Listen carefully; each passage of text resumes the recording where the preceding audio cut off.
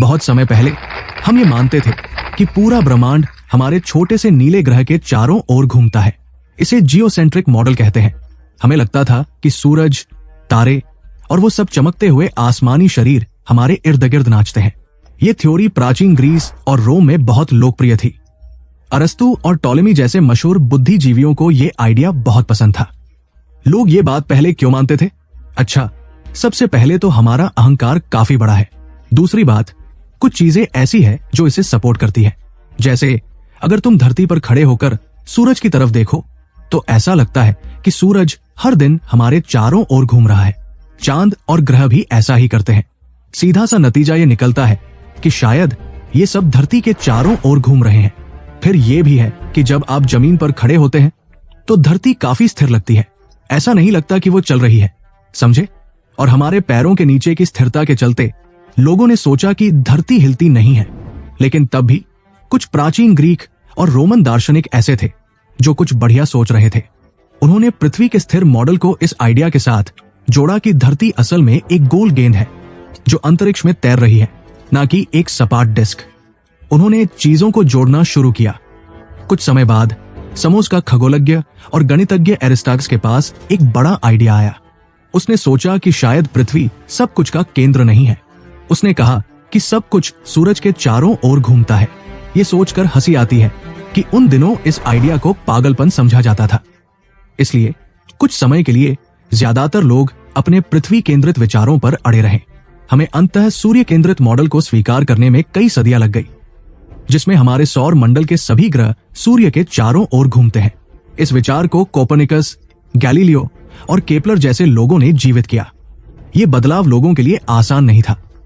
अपने अंतरिक्ष के ताज को छोड़ना मुश्किल था, लेकिन धीरे धीरे हम इसके साथ समझौता कर गए और इस विचार को छोड़कर हमने एक पूरी नई दुनिया खोज निकाली। इस सफर ने हमें एक हैरान कर देने वाली सच्चाई का एहसास कराया। न केवल हम ब्रह्मांड का केंद्र नहीं है, बल्कि हम तो बस इसमें एक छोटे से धब्बे की तरह हैं।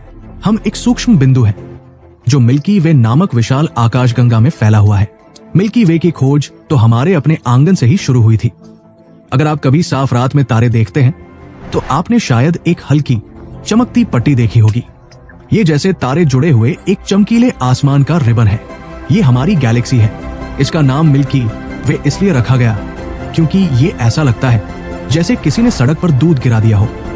ये 90 के दशक में वॉयेजर 1 द्वारा पूरी तरह से दिखाया गया था। नासा के अंतरिक्ष यान ने एक तस्वीर ली जिसे पीले नीले बिंदु कहा जाता है।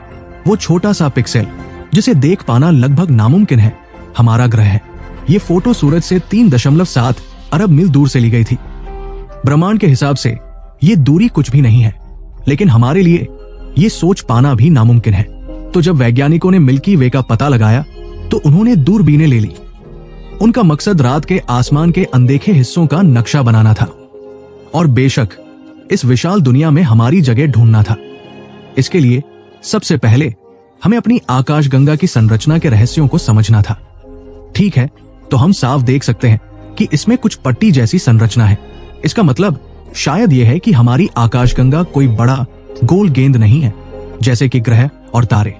असल में ये एक बड़े पैनकेक की तरह है, एक चपटा डिस्क। और हम देख सकते हैं कि हम इसके ऊपर नहीं हैं और नहीं नीचे, हम बिल्कुल प्लेट पर हैं। अगला कदम है मिल्की वे के पार यात्रा करना ताकि उसे मैप किया जा सके। लेकिन एक छोटी सी समस्या है। ऐसा करने के लिए हमें इस पैनकेक जैसे समतल के विपरीत हजारों प्रकाश वर्ष पार करने पड़ेंगे। बस चीजों को समझाने के लिए वॉयेजर 1 के बारे में सोचो, जिसने वो फीकापन वाला नीला बिंदु की तस्वीर ली थी। वो अंतरिक्ष यान लगभग आधे सदी से अंतरिक्ष में सफर कर रहा है। ये सालों पहले सौर मंडल छोड़ चुका है। तुम जानते हो ये कितने प्रकाश वर्ष यात्रा कर चुका है? 0.002। और मिल्की वे कितना बड़ा है? 100,000। समझ गए ना? लेकिन महंगे टेक्नोलॉजी की कमी ने हमें नहीं रोका। 18वीं सदी में एक साहसी खगोल शास्त्री विलियम हर्शेल ने हमारे गैलेक्सी की खोज करने का फैसला किया।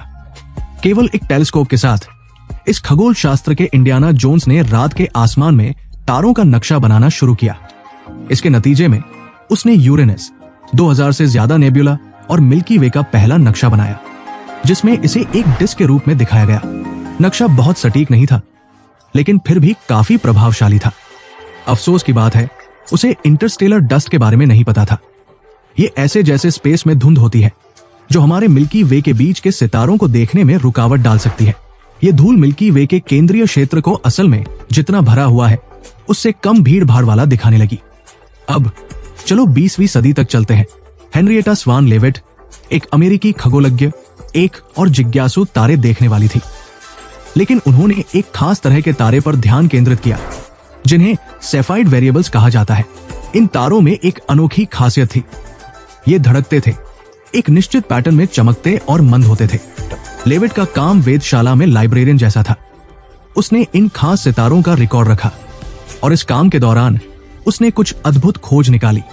इन सितारों की चमक और उनके धड़कने की गति के बीच एक सीधा संबंध। इस खोज को अब लेविट का कानून कहा जाता है। इसका मतलब था कि बस ये देखकर कि ये तारे कितनी जल्दी धड़कते हैं, खगोलज्ञ पता लगा सकते थे कि वे कितनी दूर हैं। ये धड़कते हुए तारे दूरी मापने के लिए मानक बन गए। 1920 के दशक से पहले ज्यादातर वैज्ञानिकों का मानना था कि हमारी आकाशगंगा ही ब्रह्मांड में एकमात्र गैलेक्सी है। लेकिन जैसे जैसे टेलीस्कोप में सुधार हुआ, कुछ खगोलज्ञों ने महसूस किया कि ऐसा नहीं है, हमें और भी ज्यादा आकाशगंगाएं मिलने लगी। लेकिन अगर मिल्की वे सिर्फ कई आकाशगंगाओं में से एक है, तो हम इसके अंदर कहाँ हैं? मिलिए वैज्ञानिक हार्लो शैप्ली से। एक मजबूत टेलीस्कोप के साथ शैप्ली ने अपने ध्यान को गोलाकार समूहों पर केंद्रित किया। ये प्राचीन सितारों के घनीभूत समूह होते हैं जो गोलाकार आकार में इकट्ठा होते हैं। तभी उसने एक दिलचस्प चीज देखी। हमारे चारों ओर के सबसे पुराने तारे हर जगह बिखरे नहीं थे, वे मिल्की वे के केंद्र के आसपास जमा थे और वे कुछ नक्षत्रों जैसे कि धनु और वृश्चिक की दिशा में इशारा कर रहे थे। ये पता चला कि हमारी गैलेक्सी की शुरुआत केंद्र से हुई थी। ये मिल्की वे का दिल था और वहां सबसे पुराने लोग घूम रहे थे। यानी हम तो अपनी ही गैलेक्सी के केंद्र में भी नहीं हैं। ऐसा लगता है कि हर नई खोज के साथ हमारी अहमियत कम होती जा रही है ना? वैसे शैप्ले ने पता लगाया कि हम अपनी गैलेक्सी के किनारे कहीं स्थित हैं। शैप्ले की गणनाएं पूरी तरह सटीक नहीं थी, लेकिन वो काफी करीब पहुंच गए थे। खुशकिस्मती से अब हमारे पास बहुत सटीक और बेहतरीन उपकरण है। तब से हमने अपनी सही जगह का पता लगा लिया है। हम मिल्की वे के एक हिस्से के पास है जिसे ओरियन आर्म कहते हैं। ये हमारे गैलेक्सी के केंद्र से लगभग 26,000 प्रकाश वर्ष दूर है। और ये थी कहानी कि हमने मिल्की वे में अपनी स्थिति का पता कैसे लगाया। क्या तुम सोचते हो हमारी कहानी खत्म हो गई? ओह बिल्कुल नहीं। गैया से मिलिए। यूरोपीय स्पेस एजेंसी की खगोलीय मानचित्रकार 2013 में लॉन्च हुई। गैया ने एक साहसी मिशन शुरू किया। इसका काम है मिल्की वे का ऐसा नक्शा बनाना जो पहले कभी नहीं बनाया गया। सिर्फ एक साधारण नक्शे की बात नहीं है, बल्कि ये हमारी गैलेक्सी के हर बारीकी को कैद करने वाला एक फोटोग्राफर है। गैया लगभग 1 अरब सितारों की स्थिति और गति को जोड़ रही है और ये मिल्की वे के सितारों का सिर्फ 1% है। लेकिन वो थोड़ी सी भी चीज एक अद्भुत कॉस्मिक मानचित्र बनाने के लिए काफी है। क्या शानदार यात्रा थी ये। इसने हमें सोचने से निकालकर कि धरती ब्रह्मांड का केंद्र है, इस बात की ओर ले जाया कि हम तो बस एक धूसर कण हैं इस बड़े खेल में। लेकिन जो सबसे जरूरी है वो ये है कि ये कहानी इंसानियत की उस जिद को दिखाती है कि वो दुनिया के रहस्यों को खोज निकाले। और हमेशा कुछ नया खोजने के लिए होता है। खोजें बस आती ही रहती है। तो जुड़े रहिए और रात के आसमान को देखते रहिए। बस आज के लिए इतना ही। अगर वीडियो पसंद आई तो कमेंट करके बताएं और इसे लाइक करें और शेयर करें। आपने चैनल सब्सक्राइब नहीं किया है तो अभी सब्सक्राइब करें और बेल आइकन प्रेस करें। फिर मिलते हैं अगले वीडियो में।